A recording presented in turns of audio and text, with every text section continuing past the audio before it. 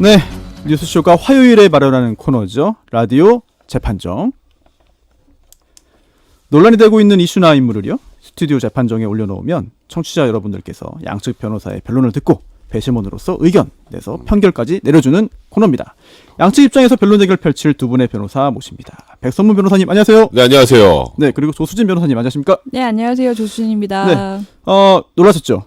좀 어색해요. 저는 얼마나 어색하겠습니까? 원래 저 앞에 앉아 있어야 되는데. 네.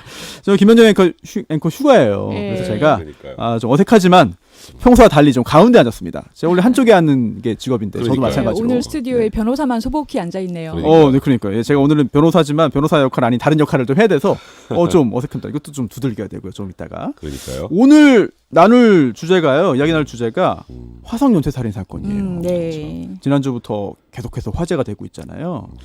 본 주제 들어가기 앞서서 이 부분은 좀 한번 먼저 얘기해 보겠습니다. 용의자로 특정된 이춘재. 수사에는 응하지만 범행은 부인하는 상황. 네. 경찰이 300건 가까이 되는 수사 기록 다 지금 재검토하는 중. 또 신상 공개도 적극 검토하고 있다는데 네.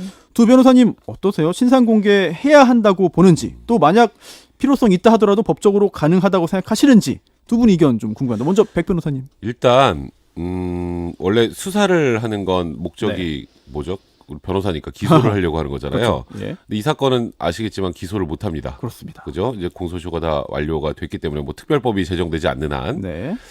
그런데 기소를 하지 못하는데 신상 공개를 한다에 대해서 반대하는 목소리도 분명히 있는 건 사실이에요. 하지만 이제 신상 공개와 관련돼서 이제 특정 강력범죄 처벌하는 특례법에 규정이 돼 있는 건 네. 특정한 강력범죄일 것 하고 이제 쭉 요건들이 있잖아요. 네. 이제 거기에 사실 이 신상 공개를 못 한다라고 이 사안에 대해서 신상 공개를 못 한다라고 볼 만한 그런 내용들은 없는 것 같아요. 그래서 기소와 상관없이 네. 신상 공개는 가능한데, 다만 우리가 신상 공개를 할 때 제일 중요한 요건 중에 하나가 명백할 것이잖아요. 범죄 혐의가 명백할 것. 통상적으로 자백을 하지 않는 피의자 같은 경우에도 신상 공개를 그렇게 많이 하진 않죠. 객관적인 증거가 완벽하지 않는 한.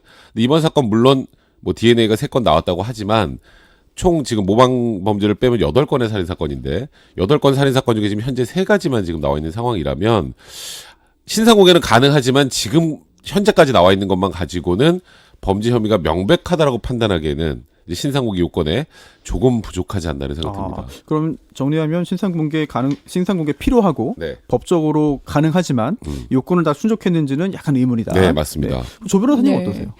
저는 이게 처음에는 비슷하게 시작하는데 저는 네. 좀 공개할 수 있다고 생각을 하거든요. 왜냐면은 요건도 충족했다. 예, 지금. 맞습니다. 그러니까 이제 특정 범죄 강력 처벌에 관한 법률에 보면은 네. 공개할 수 있다라는 요건 중에서 뭐 공소시효가 만료되지 않을 것 이런 요건은 없어요. 그렇죠. 그러니까 어차피 이거는 확정된 범죄에 대한 게 아니고 피의자, 네. 의심을 받는 사람이 충분한 증거가 있고 국민의 알 권리 보장, 공공의 이익을 위해서 필요할 것이라고 돼 있고요. 그리고 어차피 그 남용 방지 규정이 있어요. 그러니까 그 정보를 공개를 하되 피의 사실 부분에서 그 피의자의 인권도 보호하고 남용되지 말아야 되고, 그리고 신상공개위원회라는 곳이 있어서 거기서 그 공개 범위를 결정하게 되는데, 제 생각에는 이 사건은 처벌할 수 없다는 점을 고려해서 그 공개 범위나 아니면 수위에 대해서 어느 정도 뭐 한정되게 공개하면 될 걸로 보여요. 근데 또 좁은 의미에서 보면 이 공개 대상이 피의자인데 이 피의자의 의미가 좀 다양하지만 그렇죠. 가장 좋게 보면 이제 그 실제로 입건돼서 정식 그 수사 대상이 된 사람을 의미하잖아요. 근데 이제 이춘재가 거기에 해당하는지 그것도 약간 좀 의문이긴 해요. 사실 지금 말씀하시는 게 신상 공개 관련해서 반대하는 쪽에 가장 큰 논거가 될 거예요. 지금 소위 말해서 이춘재에 대한 지금 화성 연쇄살인 사건에 대한 이건 수사가 아니고 조사라고 진상규명이라고 봐야 될 것 같거든요. 지금 뭐 경찰에서도 지금 공소시효 만료한 사건을 조사해왔던 이유는 네. 죄를 진 사람은 언젠가는 찾는다. 사실 그런 부분, 그러니까 또 국민들의 의혹을 해소해주는 그런 부분들 때문에 지금 진행을 하는 거지, 추가로 지금 뭐 처벌을 할 수 있다거나 하는 것이 아니기 때문에 지금 말씀하셨던 피의자가 아니기 때문에 신상 공개가 어렵다라고 생각하는 분들한테는 그게 굉장히 또 중요한 의미가 좀 있는 그런 상황이죠. 네, 그래서 네. 경찰에서 아마 지금 신상 공개는 검토해보겠다 이런 정도 입장을 내고 네. 있죠. 그렇죠. 네. 우선 이춘재 신상 공개 관련해서 많은 분들이 궁금해하시기 때문에 댓글도 많이 올라왔습니다. 오늘 먼저 알아봤고요. 오늘 본 주제는 사실 그건 아닙니다. 신상 공개 아니고요. 먼저 좀 외쳐볼게요. 일단 칠 준비부터 하고 네. 잘 치세요. 네. 미리 연습을 안 해봤습니다. 네. 화성 연쇄 살인 사건 범인을 처벌할 수 있도록 특별법을 제정해야 할까 이겁니다. 평소랑 좀 비슷했나요? 치는 게? 조금 약하네요. 약했네요. 네. 깜짝 놀래야 돼요, 저것 때문에. 그런가요? 네네. 이 특별법 제정 이게 공소시효가 완성됐기 때문에 지금 현재 처벌 불가능. 그래서 처벌할 수 있도록 법을 만들자 이런 논인데 제작진이 입장을 사실 나눠드렸습니다. 네. 조 변호사님 어떤 입장입니까? 예, 저는 그 특별법 제정 가능하다. 그러니까 화성 가능하다. 연쇄 살인 처벌을 네. 위한 공소시효 없애는 내용의 예. 특별법이 제정 가능하다라는 처벌해야 된다라는 네. 입장입니다. 특별법 찬성 처벌해야 한다. 예. 특별법 제정 가능하다 이런 입장이고요. 네, 백 변호사님은요? 저는 오늘 보니까 제가 굉장히 불리하네요. 여론상. 네, 오늘, 여론상. 네, 네. 이거 사실 이거는 법적으로 봐도 어. 이건 특별법 만들면 위헌 소지가 너무 커요. 그러니까 국민의 법 감정과 달리 네. 이거는 너무 위헌적 소지가 크기 때문에 안 네. 된다 입장입니다. 특별법 반대, 불가능, 힘들다, 하면 안 된다는 입장. 근데 또 우리 그 청취자분들이 상당히 또 현명하십니다. 그래서 여론보다 어떤 또 진지한 그런 고민과 성찰을 해서 답 주시기 때문에 오늘 어떤 결과가 나올지는 사실 아무도 모릅니다. 두 분의 변론에 달려 있지 않나 뭐 그런 생각이 들고요. 또 하나 오늘 공소시효 제도 자체에 대한 찬반 토론은 아니거든요.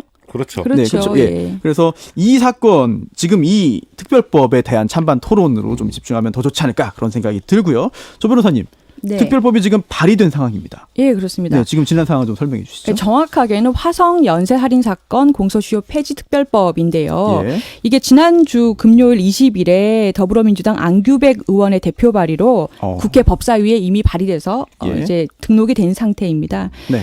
이게 사실 지금 살인죄 공소시효는 2015년에 일명 태완이법 이후에 살인죄에 대해서는 공소시효가 폐지된다라는 내용으로 형사소송법이 개정이 됐지 않습니까? 예. 그래서 태완이법 이후에는 그 살인죄 부분에서는 공소시효가 영원히 없는 것으로 됐고요.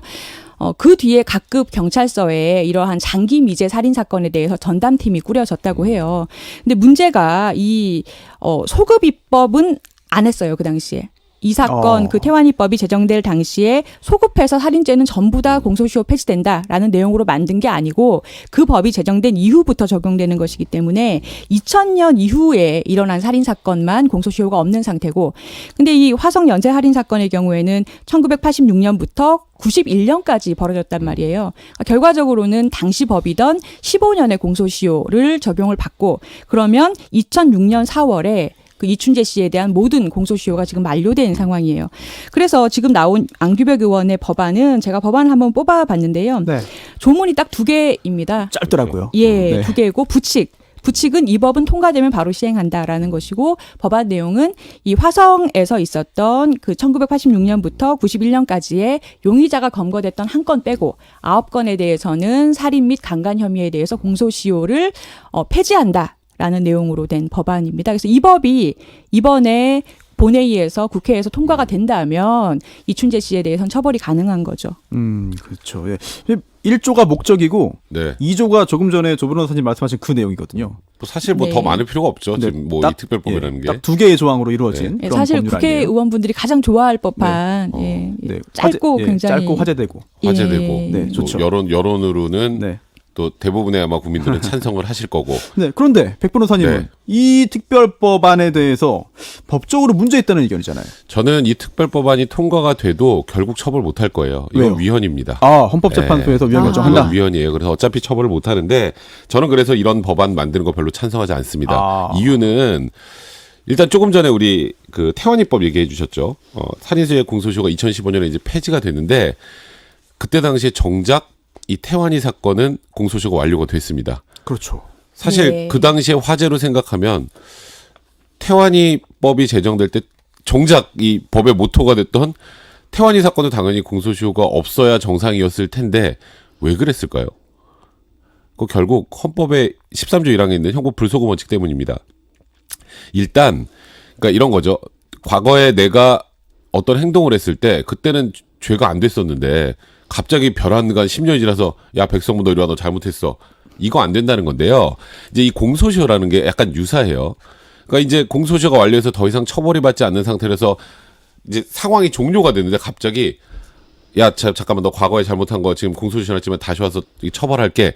라고 하는 건 이 헌법의 대원칙에 반하기 때문에 법적 안정성 측면에서도 아까 제가 태완이법에서 태완이 사건이 빠졌다는 것처럼 그때 왜 빠졌을까요? 결국 위헌 논란 때문에 빠진 거예요. 안 그랬으면 과거까지 다 적용한다면. 그래서 이 사안 물론 국민적 공분 대단하고 화성 연쇄살인에 대한 사실 진상규명 또 그다음에 이 사람 뭐 이춘재에 대한 처벌 여론 높지만 안 되는 건 안 되는 겁니다. 안 되는 건 안 된다는 건 분명히 네. 지금 청취자 여러분들도 좀 이렇게 인식을 해주셨으면 좋겠다는 생각 들어요. 조 변호사님, 좀 전에 백 변호사님이 언급하신 네. 그 공소시효 관련해서 형벌 불소급 원칙 저촉. 네. 그 공소시효가 이 형벌 불소급 원칙에 해당되는지 여부 한번 좀 말씀해 주시고 예. 그리고 그 외에 이 법이 위헌 논란을 벗어날 수 있는지 그 예. 부분도 좀 한번 말씀해 주시죠. 예, 역시 날카로우시네요. 법률적으로, 법률적, 다른 의미로 또 날카로우시네요. 그 이제 헌법 13조에 보면은 모든 국민은 행위 시의 법률로 처벌된다. 라는 말이 있어요. 그러니까 이게 이제 형벌 불소급의 원칙인데요. 헌법에서 말하는 형벌을 소급하면 안 된다, 국민을 보호해야 된다라는 거는 사실은 어떤 의미냐면 정확하게는 공소시효에 관한 것이라기보다는 내가 어떤 행위를 할 때 그땐 죄가 아니었는데 나중에 법을 만들어서 너 그때 그거 처벌하겠어 이제부터. 예를 들어서 음주운전. 뭐 이런 경우에 내가 이 술을 마셨을 당시에는 그 당시에는 처벌 규정이 그 정도까지가 아니었는데 나중에 기준을 바꿔서 너 그때 술 마신 거 지금 처벌하자 이렇게 할 수 없다는 얘기고 공소시효는 약간 다른 것이 다분히 좀 행정편의적인 면이 있습니다. 뭐냐면 수사기관에서 수사를 영원히 할 수가 없기 때문에 계속해서 범인을 잡을 수가 없기 때문에 뭐 10년이다, 15년이다 죄의 경중에 따라서 징계처럼 어느 정도가 지나면 또 그 사람도 도망 다니느라고 굉장히 이제 힘들었기 때문에 덮겠다는 거예요. 더 이상은 처벌하지 않고 덮겠다라는 그런 약간 행정적인 의미가 있는 것이지 법률적으로 엄밀히 들어갔을 때는 이게 어떤 위헌적이다라고 보기 좀 어려운 면이 있고요. 태완이법 같은 경우에도 그 당시에 처벌하는 규정을 같이 만들었으면 좋았을 텐데 뭐 여러 가지로 그때 이미 이제 사망을 했고 여러 가지 일이 있었던 것 같아요. 그래서 위헌 소지가 있다라고 보기에는 요건 조금 따져봐야 되지 않나 이렇게 생각해요. 이게요, 그 이춘재 사건, 그러니까 화성 연쇄살인 사건이 2006년도에 이제 공소시효 완료됐죠. 그 당시에 검찰이 고민을 정말 많이 했습니다. 어떤 고민을 했냐면 이거 범인은 특정은 못했는데 이거 공소시효 만료돼서 끝나버리면 너무 이건 안타깝다. 말이 안 된다. 그래서 그때 검찰에 생각했던 법 논리가 네. 성명불상자 기소였어요. 아. 그러니까 이제 원래 범인을 특정해야 되잖아요. 기소하려면. 그렇죠. 성명불상자로 해서 네. 일단 기소를 하자. 그럼 공소시효가 정지되잖아요. 기소를 하면. 네. 근데 그때 당시에도 논란이 컸던 게 이거는 사실 공소시효 제도를 우회적으로 사실상 형해화시키는 거나 마찬가지 아니냐. 이거는 법적 안정성 측면에서 너무 지대하게 문제가 되고 그렇기 때문에 앞으로 모든 사건에 대해서도 이렇게 그럼 뭐 이제 앞으로 모든 범죄가 공소시효가 없는 거죠. 다 성명불상자로 기소해 놓으면. 그때 그래서 고민 끝에 사실 너무나 이게 국민의 큰 관심사였기 때문에 그때 당시에도 어떻게든 이 사람을 처벌해 봐야겠다라는 생각으로 이제 그런 논의까지 했지만 결국 하지 못했던 건 아까 말씀드렸던 것처럼 이게 사건이 터질 때마다 우리 항상 공소시효 이 사건은 공소시효 없는 걸로 합시다. 많이 많았어요. 근데 김광석 씨 관련된 것도 타사록 나왔을 때 그것도 결국 위헌 논란 때문에 법을 안 만들었죠, 물론. 그리고 뭔가 특별한 사건이 뭐가 터지면 야 이건 공소시효 없애자 하고 특별법 매번 만들 거예요. 그러니까 이게 또 특정한 사람에 대해서만 적용되는 법이 되잖아요. 이게 만약에 그 통과가 된다면 이건 딱 이 사건에 한해서만 공소시효가 없는 거예요. 그렇게 원래 개별적인 특정한 사람에게만 적용되는 법을 만드는 건 법은 원래 모든 사람들한테 적용돼야 되잖아요. 그렇죠. 그 자체만으로도 위헌 소지가 너무 커요. 그런데 또 조 변호사님, 또 반면 네. 과거에 5.18 민주화운동 특별법이 있었어요. 예, 그렇죠. 네, 그리고 합헌 결정도 나왔거든요. 그렇죠. 이미 공소시효 완성된 사안의 경우에도 진정소급 입법을 통해서 처벌할 수 있다. 그리고 그게 합헌이다. 이런 결정 나온 적이 있는데 그렇다면은 그 결정의 어떤 취지를 이번 특별법에도 좀 끌어올 수 있나요? 그런 가능성이 있나요? 아니, 저는 있다고 봅니다. 그러니까 이게, 그거를 좀 말해주세요. 논 거. 왜? 그러니까 제가 아까 말씀드린 것처럼 헌법에서 지금 행위시 법률에 의해서만 처벌된다라고 얘기하는 거는 공소시효에 관한 규정이 아니에요. 그렇기 때문에 공소시효 만료로 인해서 처벌을 못하는 것은 법만 만들면은 처벌할 수가 있는 것이고 그래서 이게 뭐 위헌적인 소지가 있다라는 부분은 약간은 쟁점에 안 맞는 것 같아요.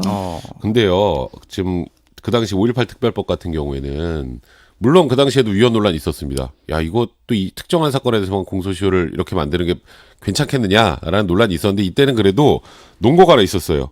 대통령 재임기간 공소시효에서 제외된다라는 그 부분들 때문에 이거는 위헌적 소지가 좀 있었어도 충분히 이걸로 커버가 가능했는데 이번 사건은 그냥 개별 강력범죄입니다. 개별 강력범죄마다 그러면 이제 범인 지금 이제 공소시효 이렇게 살인죄 폐지하고 2000년 이후 것만 하기로 했는데 그 전에 거 뭐 하나 문제가 좀 되면 이것도 공소시효 없애지 뭐 이것도 그러려면 그냥 법을 공소시효 과거까지 다 그냥 소급하게 만들면 돼요. 이 특별 사건만 가지고 하는 게 아니라. 근데 그때도 그렇게 하지 못했던 게 제가 말씀드렸던 것처럼 위헌 소지가 커서 못했던 건데 이렇게 개별 사건 터질 때마다 이거는 공소시효 없었던 걸로. 그럼 국민의 정서에 따라서 법이 왔다 갔다 하면 되겠어요? 이건 그냥 특정한 강력범죄일 뿐이에요. 그게 약간 이제 그러니까 이제 그런 논거가 굉장히 있는데요. 저도 댓글을 보고 하면 근데 저는 약간 다르게 생각해요. 그러니까 어떡해요? 그러니까 이게 하나의 사건으로 보기에는 굉장히 의미가 큽니다. 뭐냐면 이미 이 미제로 남았던 사건이 DNA 검사를 통해서 네. 새롭게 이제 다시 진범이 밝혀진 거거든요. 무려 특별한 의미가 있다. 그렇죠. 그러니까 이런 일은 근데 앞으로 계속 있을 수 있어요. 그렇네요. 무슨 얘기냐면 DNA 기술이 얼마나 발달했냐면 몇 년 전에 제가 봤던 사건도 일란성 쌍둥이의 경우에는 DNA가 원래 같은 거 아세요? 그러니까 지문은 달라요. 자라면서 닳기 때문에. 근데 하나의 세포에서 분화돼서 나오는 일란성 쌍둥이는 DNA가 같습니다. 이론상. 그런데 몇 년 전에는 그래서 제가 이제 관여했던 사건 중에서 DNA가 같아서 형이 범인이냐 동생이 범인이냐 쌍둥이인데 그랬던 일이 있었는데 최근에 나오는 연구 결과를 보니까 약간 더 비용을 들여서 정밀하게 검사를 하면 일란성 쌍둥이도 DNA를 구별할 수 있는 기술이 있다고 해요. 기술이 계속 발전한다는 얘기네요. 그렇죠. 그러니까 이 미제 사건이라는 것이 앞으로 굉장히 진범이 밝혀질 수 있는 가능성이 굉장히 많은데 만약에 이렇게 한번 가정을 해보죠. 극렬하게 굉장히 많이 이렇게 문제가 됐던 강력 사건이에요. 그 뭐 흉악하고 흉포하고 뭐 살인, 강도, 강간 이런 사건에서 나중에 이제 과학 기술이 발달을 해서 증거를 또 밝혀내서 진범을 잡았단 말이에요. 그 사람은 근데 공소시효가 다 돼서 멀쩡하게 일상생활하고 잘 먹고 잘 사는 거예요. 그걸 보는 그런 피해자나 아니면 국민들의 법감정이나 이런 게 맞겠냐는 거죠. 그러니까 지금 조 변호사님 말씀하셨던 거 그 논거대로라면 그때 우리 살인죄 공소시효 폐지할 때 그냥 무조건 옛날 것도 뭐 1940년대, 30년대, 20년대, 1910년대 사건도 다 공소시효 없어야죠, 그러면. 근데 그때 왜 정작 논란이 됐던 국민적 공무를 샀던 태완이 사건조차도 이 법 제목이 태완이법인데 빠졌겠어요. 근데 그게 굉장히 좋은 근데 말씀인 게 앞으로 지금 이런 사건이 터질 때마다 그럼 계속 특별법 만들어요. 근데 그 보면은 미국도 일부 주의 경우를 빼고는 살인죄에 대해서는 공소시효가 없어요. 그러니까 이게 반인륜적인 범죄에 특정해서는 사실은 이 공소시효라는 게 수사기관에 굉장히 행정 편의적인 것이기 때문에 필요가 없는 게 아닌가라는 논의 자체를 이 사건을 통해서 해볼 필요가 있다는 거죠.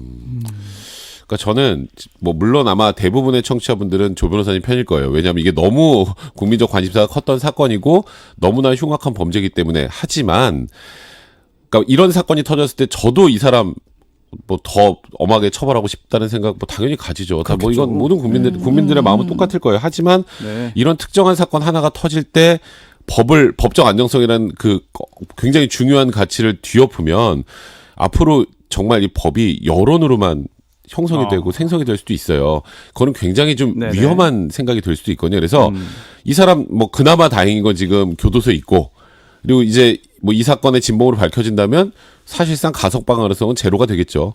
실질적으로 처벌하는 것과 마찬가지 효과는 충분히 낼 수 있는 상황인데 이런 상황에서 이 지금 아까 말씀드렸던 살인죄 공소시효 관련된 법 규정 지금 이미 폐지가 되어 있는 법 규정을 한번 또 뒤집는 거는 그건 너무 여론법으로 흐를 우려가 있기 때문에 그건 좀 위험하다. 이렇게 말씀드려야 될 것 같습니다. 여기까지 의견 듣고 결과 발표하고 결과에 대한 조 변호사님 의견도 잠깐 짧게 듣죠. 화성 연쇄살인 사건 공소시효 적용 배제하는 특별법 제정 찬반에 대한 그런 논란이었는데요. 우리 청취자들의 선택은요. 특별법 찬성 82%, 반대 18%입니다. 그래서 특별법 찬성한다는 의견이 채택됐네요. 많이 나왔네요. 18%면. 예. 약간 예상대로 나오셨네요. 예. 조 변호사님 어떠세요? 그럼 실제로 이 법안이 본회의 통과될 가능성. 그러니까 지금 제가 사실 제일 궁금한 게 그건데요. 이번 이제 국회의원 임기 마지막 거의 회기지 않습니까? 근데 산적한 법안들이 워낙 많아서 발의가 됐지만은 얼만큼 이 법이 통과가 될지 사실 좀 가능성이 그렇게 높을까 이런 네. 부분에서 조금 걱정이 되고요. 사실 네. 근데 뭐 이제 유족분들이나 이제 그런 피해자분들을 치유하고 또 위로하는 차원에서 좀 이 법안이라도 좀 조속하게 통과가 됐으면 좀 개인적으로 그렇게 생각이 드네요. 근데 안타까운 건 통과가 돼도 저는 현실적으로 적응이 어려울 거라는 생각이 들어요. 뭐 변호사님들이니까 다들 이게 이런 사건 터질 때마다 이게 특별법 만든다는 게 그게 과연 바람직한가에 대해서는 네. 저도 좀 그런 네. 생각이 드네요. 오늘 뭐 결과와 관계없이 조 변호사님 굉장히 고생 많이 하신 것 같습니다. 아, 네. 네, 네. 재판정 오늘 조수진 변호사님, 백성문 변호사님 고생 많으셨습니다. 네, 감사합니다. 고맙습니다. 감사합니다. 김현정의 뉴스쇼는 청취자 여러분의 참여로 이루어집니다. 트위터, 페이스북, 레인보우 게시판, 그리고 단문 50원, 장문 100원의 유료 문자 샵 1212, 우물정 1212 통해 참여하실 수 있습니다. 김현정의 뉴스쇼, 여러분과 함께 만듭니다.